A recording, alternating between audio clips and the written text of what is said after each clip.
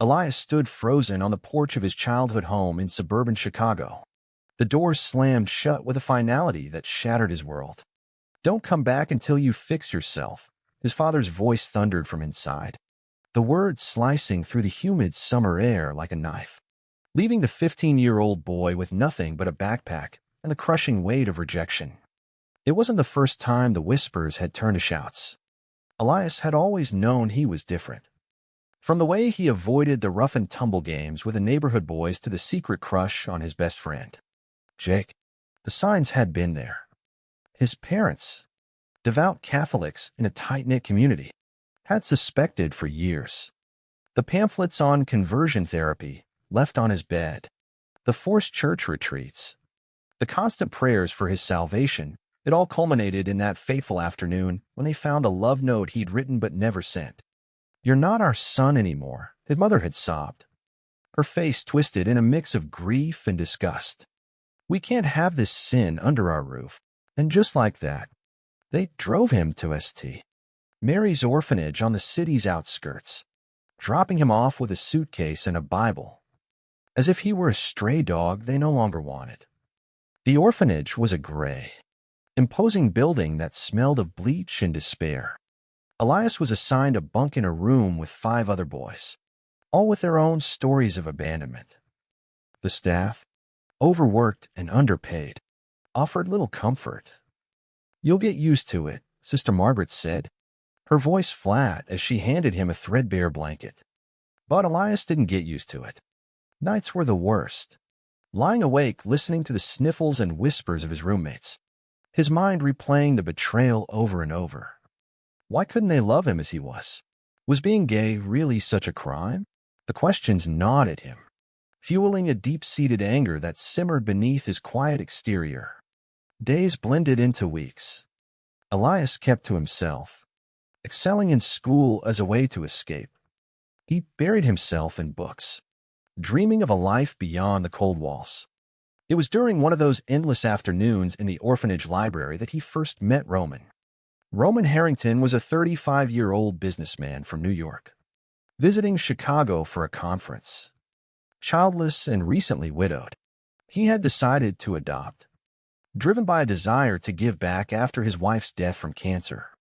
He wasn't looking for a baby, he wanted an older child who needed a second chance. When he saw Elias, hunched over a book on history, something clicked. "You look like a kid with potential," Roman said, his voice warm and steady, a stark contrast to the cold attachment Elias had grown accustomed to. Their conversation started small. Favorite books? Dreams for the future. Roman shared stories of his life in Manhattan, the bustling streets, the opportunities. Elias opened up tentatively, mentioning his love for art but skirting the reason he was there. Roman didn't pry. After several visits, the paperwork began. "I want to give you a home, Elias," Roman said during their final meeting at the orphanage. "A real one, where you can be yourself." Elias, desperate for stability, agreed. 6 months after being abandoned, he left St. Mary's with Roman, heading to a new life in New York City. The transition wasn't easy. Roman's brownstone in Brooklyn was a far cry from the orphanage, with its spacious rooms and views of the tree-lined streets. Roman enrolled Elias in a private school, hired tutors to catch him up, and encouraged his interests in drawing and painting. For the first time, Elias felt seen. Roman was kind, patient, a father figure who listened without judgment. They spent evenings cooking dinner together, Roman teaching him recipes from his Italian heritage. "Family is what we make it," Roman often said, his eyes crinkling with a smile. Elias began to relax, the knots of tension in his chest loosening, but the shadows of the past lingered. Elias struggled with trust, fearing that if Roman knew the truth, the real reason his parents had left him, he'd be cast out again. He hid his sexuality, dating girls from school to fit in, even though it felt like acting in a play he hated. The pressure built, a ticking bomb inside him. At night, He sketched secret portraits of boys he admired, hiding them under his mattress. Roman noticed the changes, the mood swings, the isolation, but attributed it to teenage angst. "Talk to me when you're ready," he said one evening over pasta. Elias nodded, but the words stuck in his throat. As Elias turned 16, he met Alex at an art class after school. Alex was confident, openly gay, with a laugh that lit up the room. They bonded over shared sketches, stolen glances turning into whispered confessions. For the first time, Elias felt alive, the romance blossoming in secret dates at coffee shops and parks. "You don't have to hide who you are," Alex told him one afternoon in Central Park, their hands brushing under the blooming cherry trees. Elias smiled, the moment etched in his memory as a beacon of joy amid the fear. Yet, the double life weighed on him. Roman started asking questions about the girls Elias mentioned in passing, encouraging him to bring someone home. The lie grew, straining their bond. Elias knew he couldn't keep it up forever. The conflict tore at him, love for Roman as a father clashing with a need to be authentic. Society's whispers echoed in his mind, the news stories of gay teens disowned, the church sermons condemning the lifestyle. What if Roman reacted like his biological parents? The thought terrified him. But the alternative, living a lie, was unbearable. One evening, after a fight with Alex about coming out, Elias decided to tell Roman. They were in the living room, the TV droning in the background. "Dad," Elias said, using the word for the first time, "I'm gay." Roman's face went pale, his fork clattering to the plate. The silence stretched, heavy with unspoken fears. Roman's own upbringing in a conservative family flashed before him, the expectations, the judgments. He had adopted Elias to build a normal family, to honor his wife's memory. This revelation shook that foundation. I need time to process this," Roman said, his voice strained. Elias's heart sank. The next days were tense. Conversations clipped. Roman consulted friends, read articles, grappled with his biases. Deep down, he loved Elias. But the societal pressure, his business associates, his extended family loomed large. What will people say, he thought, the fear of ostracism clouding his judgment. The breaking point came a week later. Roman, in a moment of panic, suggested therapy to help Elias. "It's just a phase," he said, echoing the words Elias's biological parents had used. Elias exploded, years of hurt pouring out. "You're just like them," he shouted. The argument escalated. Words like daggers. In the heat, Roman uttered the unforgivable. "If you can't change, maybe this isn't the home for you." Elias packed his bags that night, leaving with a note, "Thanks for everything, but I can't pretend anymore." Roman regretted it immediately, but pride kept him from chasing after. Elias, 17 now, crashed with Alex, then moved to a youth shelter, finishing high school on his own. The separation cut deep, both men paying the price of fear and misunderstanding. Word count 1024. File 2. Elias stepped into the bustling streets of Manhattan, the city lights a blur through his tears. At 17, with no family and little money, he felt the weight of freedom mixed with terror. The decision to leave Roman's home a raw wound that throbbed with every step. The youth shelter in Lower East Side became his temporary refuge. It was a step up from the orphanage, with counselors who understood his story. "You're not alone," one said, handing him resources for LGBTQ youth. Elias enrolled in community college, working part-time at a coffee shop to pay for tuition. Alex was his anchor, their relationship deepening amid the chaos. They spent afternoons in small apartments, dreaming of a future together. "We'll make it," Alex whispered during one rare joyful moment, as they strolled hand in hand through Washington Square Park, the sun filtering through the leaves, a brief respite from the struggle. But the romance couldn't erase the pain. Elias's thoughts often drifted to Roman, the man who had given him a home, only to echo the rejection he'd fled. Why couldn't he accept me? Elias wondered, the internal conflict raging. He threw himself into his studies, majoring in social work, driven by a desire to help kids like him. His professors praised his insight, born from lived experience. Yet, success came with isolation. Friends at college didn't understand the depth of his scars, the abandonment, the self-doubt. "You seem so strong," one said. Elias smiled, hiding the nights he cried himself to sleep. Meanwhile, Roman sat in his empty brownstone, the silence deafening. The house felt like a museum of memories, Elias's art on the walls, the kitchen where they cooked.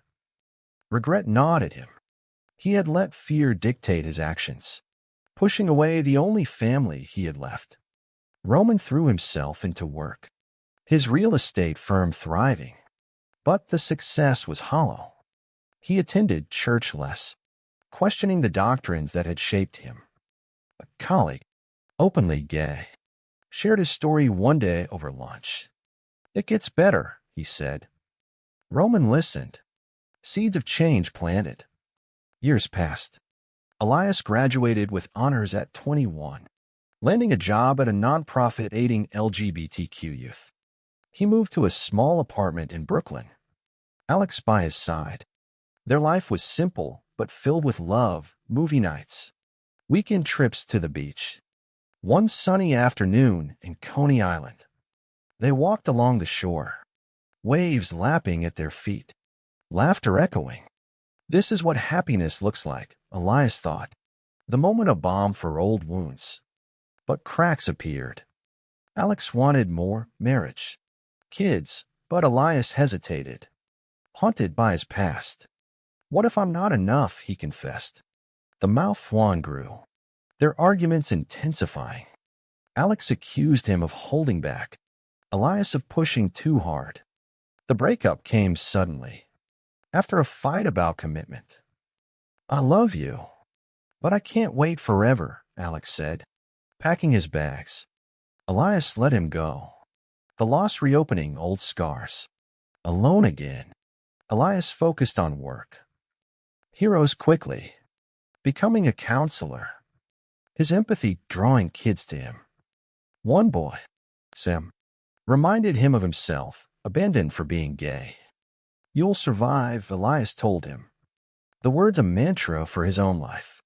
But success brought loneliness. Dates were superficial, trust hard to build. Society had progressed, gay marriage legal, pride parades booming, but personal demons lingered. Elias attended therapy, unpacking the layers of trauma. "Your adoptive father failed you," the therapist said. Elias nodded, but a part of him missed Roman, the man who had once been his savior. Roman, now 45, faced his own reckoning. His business expanded, but a bad investment led to debt. More devastating was the diagnosis, early onset Alzheimer's, whispered by his doctor. "You need support," the doctor advised. Roman had no one. His extended family distanced after his wife's death, and friends were superficial. In quiet moments, he regretted pushing Elias away. "I was wrong," he admitted to himself. He began searching discreetly social media, old contacts, finding Elias's profile on LinkedIn. Seeing his success filled him with pride and shame. "He's made it without me," Roman thought, the irony bitter. The decision to reach out came after a bad day, memory lapses scaring him. Roman wrote a letter, hands trembling. "Elias, I know I don't deserve this, but I need to talk." He sent it to the nonprofit's address, heart pounding. Elias received it weeks later, the familiar handwriting a shock. He stared at the envelope, emotions surging, anger, curiosity, pity. Why now, he wondered. The internal struggle was intense. Part of him wanted to ignore it, to let Roman suffer as he had. But another part, the one shaped by forgiveness in his work, urged him to respond. Everyone deserves a second chance, he told Sam, the words echoing back. They met in a neutral cafe in Manhattan. Roman looked older, frielier. Thank you for coming, he said, voice cracking. Elias sat rigid, arms crossed. What do you want? The conversation was tense. Roman apologizing, explaining his fears. I was afraid of losing everything, my reputation, my life. But I lost you instead. Elias listened, tears welling. The betrayal stung, but seeing Roman's vulnerability cracked his armor. You hurt me, Elias said. More than my parents did. Roman nodded, revealing his diagnosis. I'm scared. Elias, I have no one else. The revelation hit Elias hard. Help Roman? After everything. The moral dilemma tore at him. Society preached forgiveness, but personal pain screamed otherwise. Elias left the meeting conflicted, promising nothing. Days turned to weeks, the decision weighing heavy. He confided in colleagues. Opinions divided. His family once said, blood doesn't matter, another countered. Elias grappled with the ethics, duty versus self-preservation. Helping Roman meant confronting the past, risking more hurt. Ignoring him meant living with guilt. In the end, Elias chose a middle ground. He visited Roman, setting boundaries. I'll help with your care, but we rebuild trust slowly. Roman agreed, grateful. Their interactions were awkward at first, old wounds resurfacing. Roman shared his own struggles, a repressed attraction in youth, suppressed for normality. I was a hypocrite, he admitted. Elias opened up about his life, the breakups, the triumphs. The bond mended gradually, father and son navigating the ruins. But tension persisted. Roman's disease progressed. Memory fades, leading to arguments. Elias balanced work and care, the sacrifice straining him. Is this worth it? He questioned. The price of forgiveness high. Society's expectations added pressure. Forgive to heal, they said. But was it that simple? Elias paced the small living room of Roman's brownstone, the place that had once been his home, now a reminder of fractured bonds. How can I trust you won't push me away again? He asked, the question hanging in the air like a storm cloud. As Roman's diagnosis forced them into an uneasy alliance, the weeks following their reunion were a whirlwind of appointments and adjustments. Roman's Alzheimer's was in its early stages, but the forgetfulness was alarming. Misplaced keys, repeated stories. Elias arranged for in-home care, but insisted on being involved. It's my way of controlling this, he told a friend. Deep down, it was more. It was a chance to rewrite their story, to prove that love could conquer prejudice. But the road was paved with mines. Roman's conservative friends visited, their sideways glances at Elias speaking volumes. He's back, one asked, tone laced with judgment. Roman, in a moment of clarity, defended him. He's my son. The word warmed Elias, but doubt lingered. At work, Elias's cases mirrored his turmoil. A teen, Mia, was kicked out for being trans. My parents say it's a choice, she cried. Elias counseled her, drawing from his pain.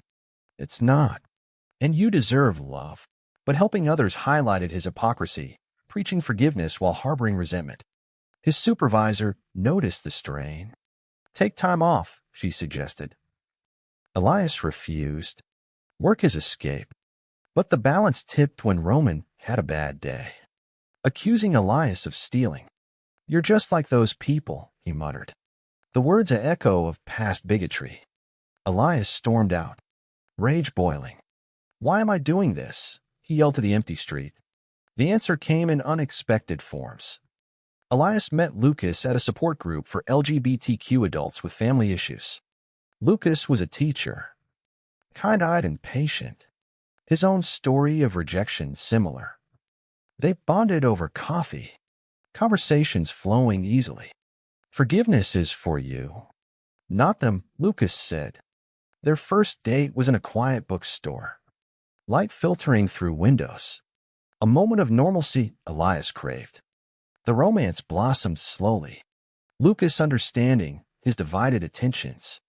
"I'm here when you need me," he said during a walk in Prospect Park. The sun dappled on their faces. A joyful interlude amid the chaos. But Roman's condition worsened, demanding more.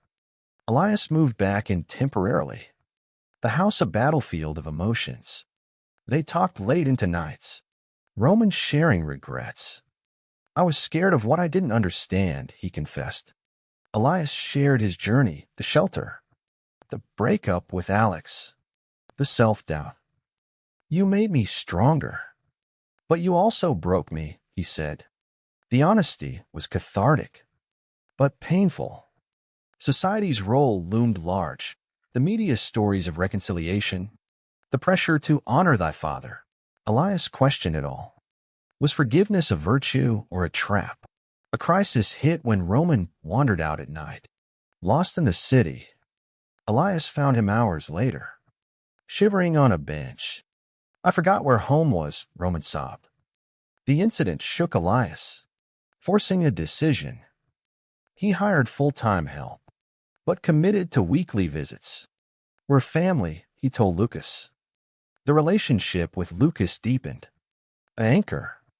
They spent a weekend in the Hamptons, walking the beach, the light bright and full. Their laughter a reminder of life's joys. "You're my future," Lucas said, the words healing. Yet, the past intruded. Roman's family, long estranged, resurfaced upon hearing of his illness. His brother, Mark, arrived, critical of Elias. "You're not blood," he sneered. The confrontation escalated. Mark blaming Elias's lifestyle for Roman's stress. Roman, in a lucid moment, stood up. "He's more family than you ever were." The defense touched Elias, but the family drama added layers of conflict. Mark pushed for Roman to move to a facility, cutting Elias out. "He's not capable," Mark argued. Elias fought back. Legal documents in hand, Roman had named him power of attorney. The battle was ugly, exposing old prejudices. This is about control, Elias realized. The moral lines blurring. The strain affected his relationship with Lucas. "You're giving too much," Lucas said after a cancel date. Elias snapped, defensive. The argument highlighted his internal divide, loyalty to Roman versus his own happiness. He apologized, but the seed of doubt was planted. At work, a case went wrong. A kid he counseled ran away, mirroring his fears.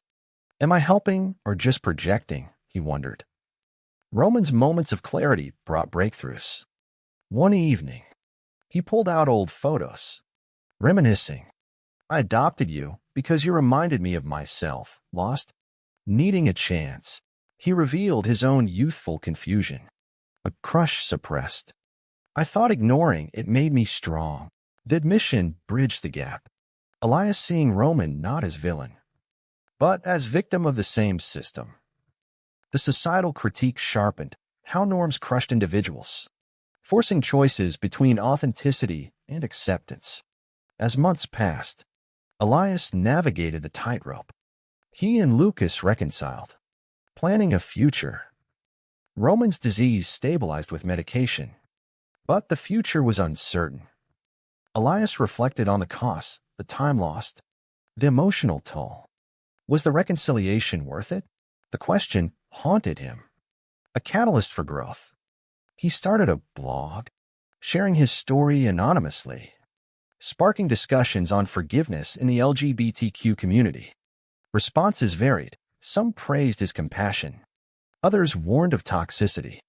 The feedback fueled his resolve, but also his doubts. In a quiet moment, Elias sat with Roman, watching the sunset from the window. "Thank you for coming back," Roman said. Elias squeezed his hand, the gesture loaded with unspoken forgiveness. But inside, the struggle continued. The price of their bond, a constant negotiation. Roman's hand trembled as he reached for the photo album, his eyes distant, the disease stealing pieces of him day by day. "Who is this boy?" he asked Elias, pointing to a picture of his younger self, the question a dagger to Elias's heart, underscoring the urgency of their fragile reconciliation. The incident marked a turning point. Elias realized the time for grudges was over. Roman's memory was fading, taking their shared history with it. He increased visits, bringing Lucas along. "This is my partner," Elias introduced, bracing for reaction. Roman smiled faintly. "He makes you happy?" Elias nodded. "Good," Roman said. The acceptance, a small victory against years of tension. Lucas became a bridge, helping with errands, offering support. "You're doing the right thing," he told Elias during a quiet dinner. But the burden grew. Elias's work suffered, cases piling up. His supervisor warned, "You can't save everyone," including him. The family conflict with Mark intensified. Mark filed a petition to revoke Elias's power of attorney, claiming moral unfit. The court hearing was a spectacle of drama, testimonies, accusations. Elias's lawyer highlighted Roman's will, but Mark played the blood card. "He's not family," Mark argued. Elias took the stand, voice steady. "Family is choice, not blood. I chose to come back." The judge ruled in his favor. But the win was Pyrrhic, the emotional cost high. Mark left angry, vowing no contact. Roman, aware enough to understand, apologized. "I never wanted this for you." Elias shrugged. "It's the price we pay." Society's gaze added pressure. Neighbors whispered about the gay son caring for the old man. A local paper picked up the story, framing it as a tale of redemption. Elias received messages, supportive and hateful. "You're a saint," one said. "You're exploiting him," another accused. The publicity brought scrutiny to his nonprofit, donors questioning his focus. Elias defended his choices, but the moral ambiguity gnawed. Was he helping out of love or obligation? The line blurred. Lucas proposed during a romantic evening in their apartment, ring in hand. "Marry me," he said. Elias hesitated. The timing wrong. With everything going on, Lucas understood, but disappointment lingered. The relationship strained. Lucas feeling second. "I support you, but I need us too." Elias promised change, but Roman's needs escalated, a fall requiring hospitalization. Elias spent nights at the hospital, guilt tearing him. "I'm losing myself," he confessed to Lucas. The hospital stay revealed more about Roman's past. A nurse mentioned old letters from Roman's wife, hinting at his struggles. Elias read them, discovering Roman's regret over not having biological kids, his fear of failure. "I adopted Elias to fill the void," one letter read. The insight softened Elias, but also angered him. Was I just a replacement? The confrontation came when Roman was discharged. "Did you ever see me as your son?" Elias asked. Roman, tearful, nodded. "Always. But I let fear ruin it." The honesty forged a deeper bond. But the damage was done. Elias sought solace in therapy, exploring the cycle of abandonment. "You broke it by coming back," the therapist said. But doubts persisted. A betrayal came when Mark returned, offering money to take over. Elias refused, but the offer tempted freedom from the burden. Why not, he thought, the ethical dilemma peaking. He confided in Lucas, who advised against. "That's not you." The decision solidified their love, Lucas's support unwavering. As Roman improved, they shared moments of peace, watching old movies, reminiscing. Roman encouraged Elias's marriage. "Don't wait like I did. The words prompted Elias to accept Lucas's proposal. The engagement a light in the darkness. They celebrated with a small party. Roman toasting. To choices, he said. But the joy was short-lived. Roman's disease progressed, confusion increasing. One day, he called Elias by his biological father's name. The slip a reminder of impermanence. Elias reflected on the journey, the abandonment, the adoption, the rejection, the return, the societal forces, homophobia, family expectations had shaped their paths, forcing damaging decisions. We all pay a price, he wrote in his blog, sparking debates. Readers argued, forgiveness heals or enables. The questions mirrored his own. The climax came when Roman had a lucid day, writing a letter to Elias. I'm proud of the man you've become. Forgive me. Elias read it, tears flowing. The awakening was mutual, Roman accepting Elias fully, Elias releasing resentment. But the cost was evident in Elias's tired eyes. The postponed wedding plans. Lucas remained patient, but the strain showed. We'll get through, he said during a beach walk. The light bright, their hands linked. A romantic anchor. Yet, the story wasn't over. Mark made one last attempt. Threatening exposure of Roman's past secrets, Elias uncovered Mark's motive, inheritance. The confrontation was fierce. Elias standing firm. This ends now. Mark backed down. The victory bittersweet. Elias realized the true enemy was not people, but the systems that bred division. His work shifted, advocating for policy changes, better support for LGBTQ families, anti-discrimination laws. As the file closes, Elias sat with Roman, the house quiet. The path ahead was uncertain, but the choices made had defined them. The tension built, high stakes in every decision. The drama of their lives a testament to resilience. Lucas's ring on Elias's finger caught the light as he signed the hospital discharge papers, a symbol of hope amid the ongoing storm of Roman's declining health. We're going home, he told Roman, the words loaded with the weight of commitment. Knowing the road ahead would test every fiber of their rebuilt family. The months following the engagement were a mix of joy and turmoil. Elias and Lucas planned a small wedding, but Roman's condition dictated the pace. We can wait, Lucas said, understanding. Elias appreciated the grace, but guilt gnawed, his life on hold for the man who had once rejected him. At work, Elias led a campaign for LGBTQ adoption rights, his personal story fueling passion. No child should be abandoned for who they are, he spoke at a rally, the crowd applauding. The success brought fulfillment, but also enemies, conservative groups protesting. Calling him agenda-driven, the backlash tested his resolve. Societal divisions sharp.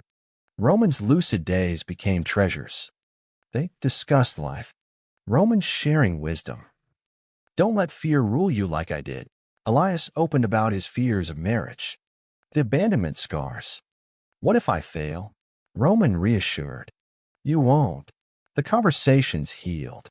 But the disease stole more, Roman forgetting Lucas's name. Confusing timelines. Elias hired additional help. But the emotional labor was his. It's exhausting, he admitted to Lucas during a rare date night. Lucas nodded, but his eyes showed strain. We need time for us. A betrayal rocked the foundation. Elias discovered Roman had changed his will years ago, leaving everything to Mark if Elias didn't stay. The lawyer explained it was from before the reunion. He never updated it. The news stung, a reminder of past distrust. Elias confronted Roman during a clear moment. Did you ever believe in me? Roman, ashamed, apologized. I was wrong.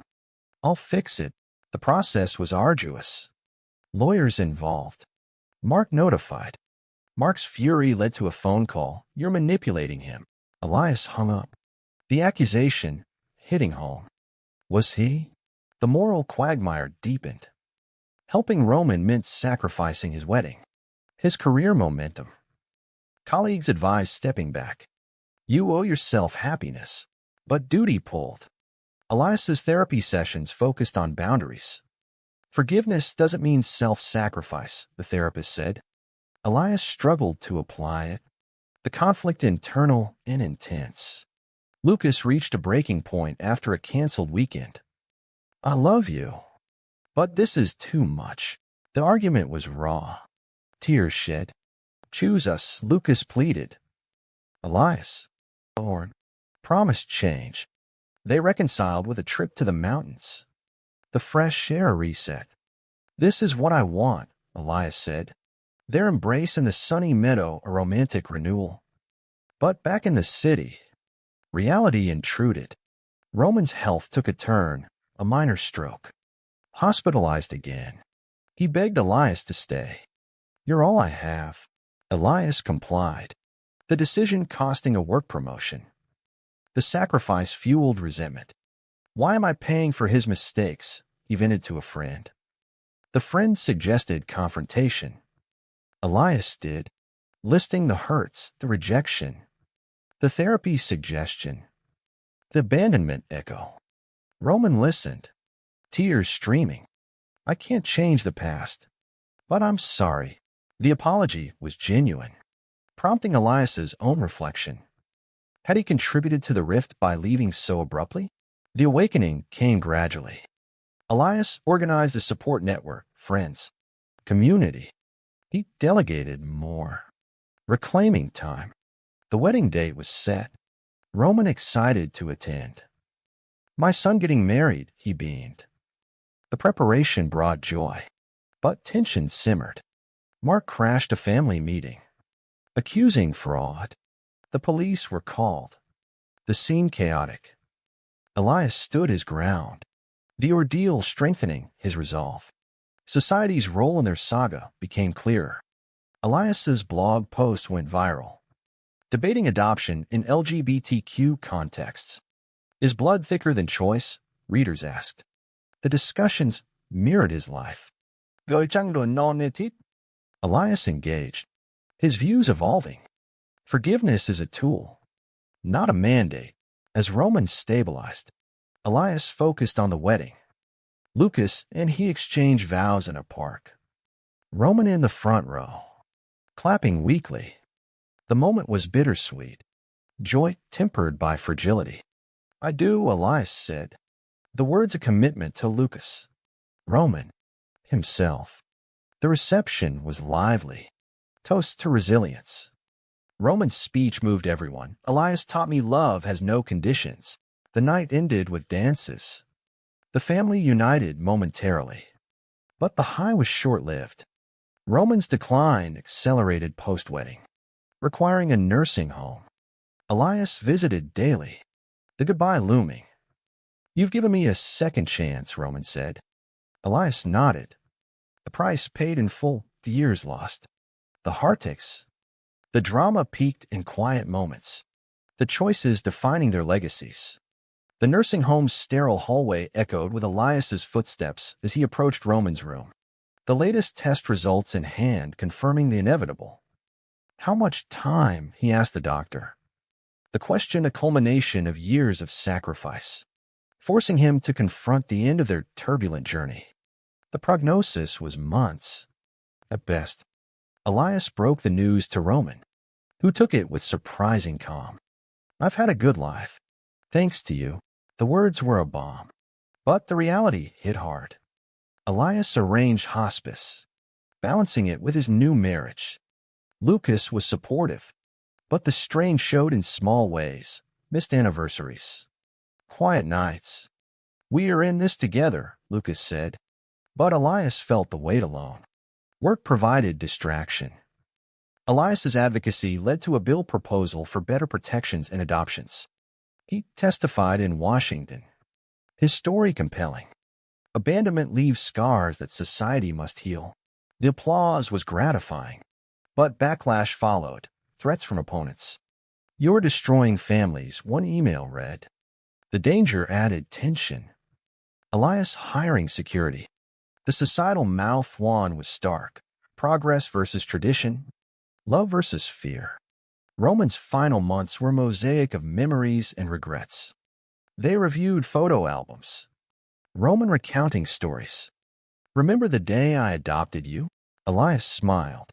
The memory bittersweet. Roman revealed more, his own father's homophobia. How it shaped him. I repeated the cycle. The confession prompted Elias's forgiveness. We both did wrong. The bond strengthened. But the cost was evident in Elias's exhaustion. A surprise came when Mark returned. Apologetic. I was wrong. The reconciliation was tentative. Mark helping with care. Elias was wary, but accepted. For Roman, the dynamic shifted.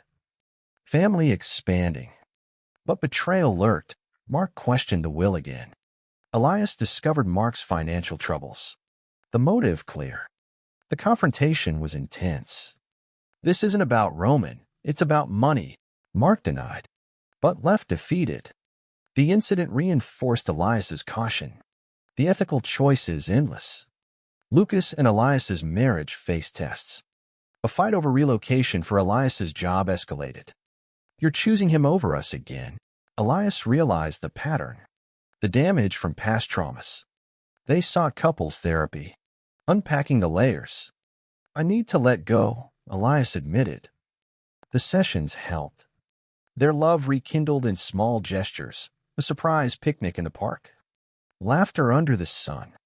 Roman's last lucid day was poignant. He handed Elias a letter. You've been my greatest gift. Live fully. Elias read it later. Tears flowing. The end came peacefully. Elias by his side. Goodbye. Dad. The funeral was small. Attendees sharing stories. Mark attended. The truce holding. Elias's eulogy was raw. He taught me forgiveness through his flaws. The aftermath was a void. Elias grieved, questioning his decisions. Had the years of care been worth it? The awakening was profound, growth from pain. He channeled it into work, founding a foundation in Roman's name for LGBTQ orphans. The launch was successful. Media coverage positive, but personal toll lingered. Lucas and he considered starting a family. Adopting. Break the cycle, Lucas said. Elias agreed. The choice full of hope and fear. The story's tension resolved in reflection. The drama of loss leading to renewal. Elias stood at Roman's grave. The question lingering, had forgiveness freed him or chained him? The answer, ambiguous, sparked his next chapter.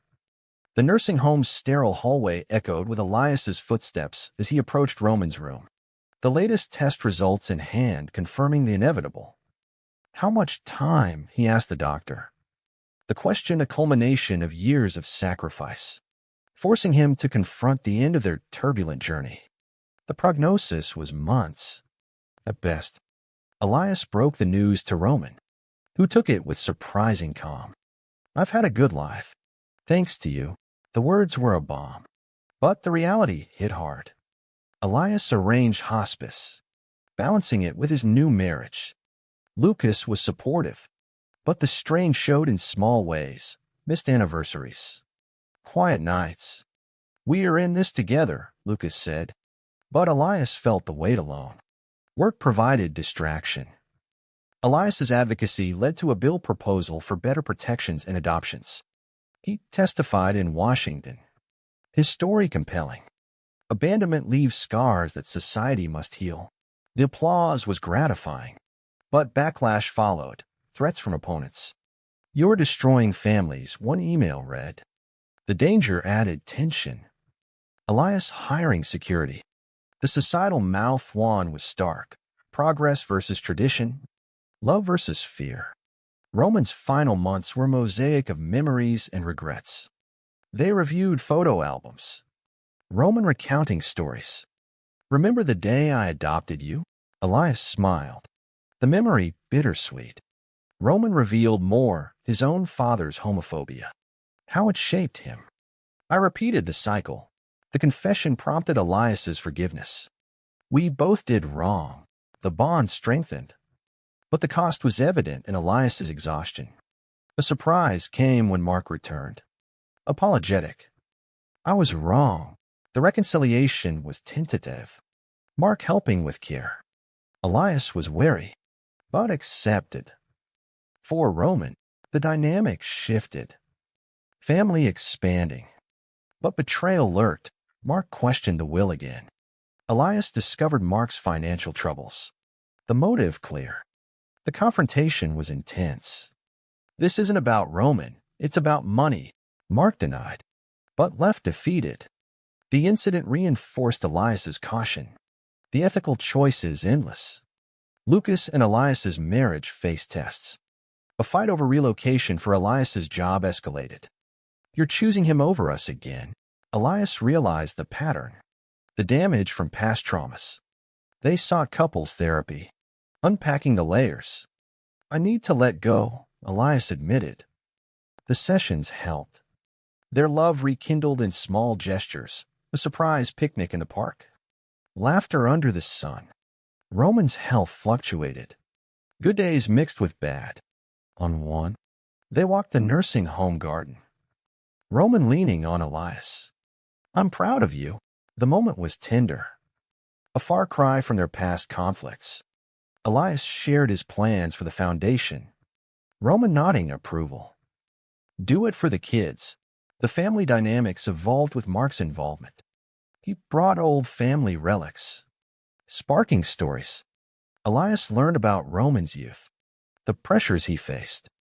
He was always the responsible one, Mark said. The insights humanized Roman, easing resentment. But Mark's occasional snide remarks about Elias's lifestyle tested patience. Elias called him out. That's not welcome here. Mark backed down. The power shift clear. As Roman weakened, Elias's internal conflict peaked. Dreams of what if Roman had accepted him earlier, if he had stayed away. The price of his choices was clear in his tired reflection. Lucas noticed, arranging a weekend getaway. You need a break. They went to a cabin in the Adirondacks. The peace restoring. I love you for your heart, Lucas said. Their intimate conversations reaffirming their bond. Back home, then neared. Roman's confusion increased. But in a final clear moment, he signed the will update, leaving legacy to Elias's foundation. Make it count. Elias thanked him. The gesture closing a circle. The death was quiet. Elias holding his hand. Grief hit waves, but relief mingled. The funeral brought closure. Friends and family gathering. Elias's speech honored the complicated man. Post-funeral, he and Lucas traveled to Hawaii. The honeymoon delayed but sweet. The beach walks, lightful. Romantic moments healing. Elias returned renewed, launching the foundation. The event was packed. His speech inspiring.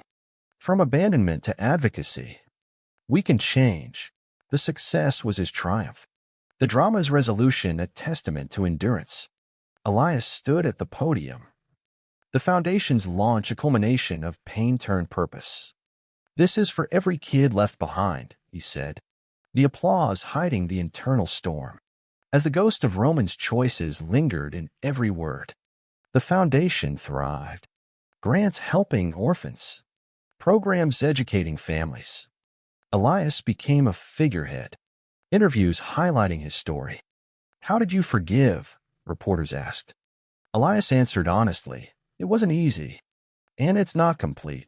The transparency resonated, but invited criticism. Some called him naive, others a hero. The societal debate raged. Does forgiveness excuse prejudice? Elias pondered it nightly. The moral gray area his reality. Lucas and he settled into married life, adopting a dog as a step toward family. One day, kids, Lucas said. The joy was real, but shadows crept. Elias's nightmares of abandonment returned. Therapy ongoing. Roman's death didn't erase the trauma, he told Lucas. Their relationship deepened through honesty. Romantic evenings in the city, a reminder of their strength. A twist came when a young man contacted Elias, Roman's secret son from a youthful affair. "I'm your brother," he said, proof in hand. The revelation shocked, explaining Roman's regrets. The man, Chris, was straight, but empathetic. "Dad never mentioned you." Elias welcomed him, the family expanding unexpectedly. But tensions arose, Chris's questions about the past, his own biases. Why did he reject you? The conversations forced Elias to relive the pain, the ethical dilemma of sharing Roman's flaws. Mark reappeared, claiming kinship with Chris. The alliance threatened the foundation's funds. Mark suing for share. The legal battle was grueling, courtrooms echoing old arguments. Elias fought, his lawyer exposing Mark's motives. The judge ruled for Elias, but the stress took toll. "Why can't it end?" he asked Lucas. The betrayal stung, the price of legacy high. The climax built when Chris sided with Elias, revealing Mark's manipulation. Dad would want this. The alliance healed, Chris becoming an ally. Elias reflected on the ironies, Roman's hidden life mirroring his own suppressions. The awakening was collective, family redefining itself. Society's impact was evident in the foundation's work. A case of a gay teen adopted by conservative parents echoed Elias's story. He intervened, the resolution bittersweet. We can't always save them, he realized.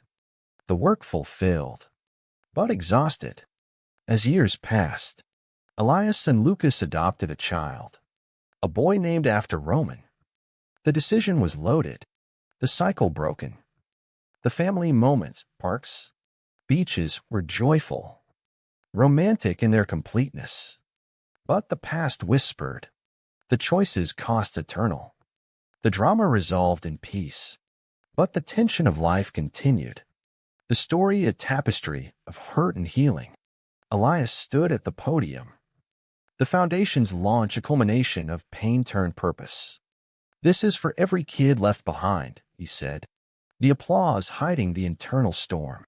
As the ghost of Roman's choices lingered in every word, the foundation thrived. Grants helping orphans, programs educating families. Elias became a figurehead, interviews highlighting his story. "How did you forgive?" reporters asked. Elias answered honestly, "It wasn't easy, and it's not complete." The transparency resonated, but invited criticism. Some called him naive, others a hero. The societal debate raged. Does forgiveness excuse prejudice? Elias pondered it nightly. The moral gray area his reality. Lucas and he settled into married life, adopting a dog as a step toward family. One day, "Kids," Lucas said. The joy was real, but shadows crept. Elias's nightmares of abandonment returned. Therapy ongoing. Roman's death didn't erase the trauma, he told Lucas. Their relationship deepened through honesty. Romantic evenings in the city, a reminder of their strength. A twist came when a young man contacted Elias, Roman's secret son from a youthful affair. "I'm your brother," he said, proof in hand. The revelation shocked, explaining Roman's regrets. The man, Chris, was straight, but empathetic. "Dad never mentioned you." Elias welcomed him, the family expanding unexpectedly. But tensions arose, Chris's questions about the past, his own biases. Why did he reject you? The conversations forced Elias to relive the pain, the ethical dilemma of sharing Roman's flaws. Mark reappeared, claiming kinship with Chris. The alliance threatened the foundation's funds. Mark suing for share. The legal battle was grueling, courtrooms echoing old arguments. Elias fought, his lawyer exposing Mark's motives. The judge ruled for Elias, but the stress took toll. "Why can't it end?" he asked Lucas. The betrayal stung, the price of legacy high. The climax built when Chris sided with Elias, revealing Mark's manipulation. Dad would want this. The alliance healed, Chris becoming an ally. Elias reflected on the ironies, Roman's hidden life mirroring his own suppressions. The awakening was collective, family redefining itself. Society's impact was evident in the Foundation's work. A case of a gay teen adopted by conservative parents echoed Elias's story. He intervened. The resolution bittersweet. We can't always save them, he realized. The work fulfilled, but exhausted.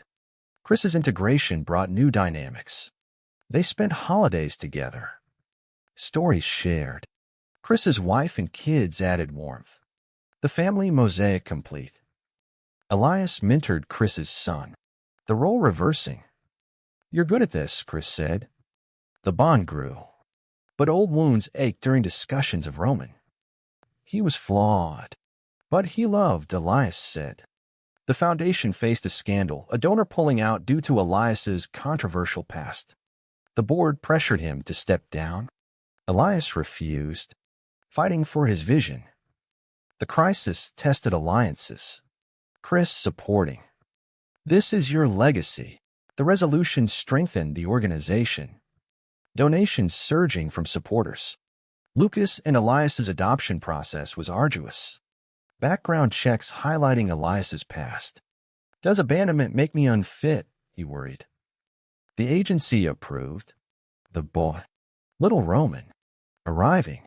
The first night, holding him. Elias felt closure. We'll give you what I didn't have. The family moments, parks, beaches were joyful, romantic in their completeness. Lucas and he renewed vows on their anniversary. The commitment solid. But the past whispered. The choices cost eternal. Elias wrote a book. The story sparking global discussions. The drama resolved in peace. But the tension of life continued. The story a tapestry of hurt and healing. Elias watched little Roman play in the park. The child's laughter an echo of lost innocence. The scene a far cry from his own childhood abandonment. This is the life I fought for, he thought. The culmination of years of drama, decisions, and damages shaping this moment of fragile peace. The years after adoption were transformative. The Foundation expanded. Branches in multiple cities. Elias stepped back to focus on family, but remained advisor. You've built something lasting, Lucas said during a quiet evening. Their home in Brooklyn was filled with love, the boy thriving. But challenges arose, the child's questions about origins, echoing Elias's. Where's my first family? Elias answered honestly. The cycle of truth breaking old patterns. Chris became a fixture. Holidays shared. The extended family navigated differences. Prejudices fading. We're all learning, Chris said. The bond was a testament to choice over blood. Society evolved too, laws changing, acceptance growing. But setbacks, hate crimes, political rollbacks reminded Elias of the fight. He spoke at events, his story inspiring. We must confront our biases, he urged. Personal growth continued. Elias and Lucas faced parenting stresses, arguments over discipline. You're too soft, Lucas teased. The romance endured. Stolen moments keeping the spark. A vacation to Florida. Beach walks in bright light. Reaffirmed their bond. Forever, Lucas whispered. The ultimate test came when health scare hit Elias, a routine check revealing a lump. The fear mirrored Roman's illness. The irony stark. Am I paying the final price? He wondered. Surgery successful. The recovery brought reflection. Life is choices, he told little Roman. The experience deepened gratitude. The family closer. Mark, reformed, reached out for forgiveness. Elias granted it. The circle complete. We've all made mistakes. The reconciliation was genuine. No more betrayals. As the story closes, Elias sat with his family. The journey from orphanage to this is saga of tension, love, and awakening. The conflict, internal, familial, societal, had forged him. The price is paid yielding wisdom. Was forgiveness the ultimate strength? Or does it sometimes enable the very prejudices it seeks to heal?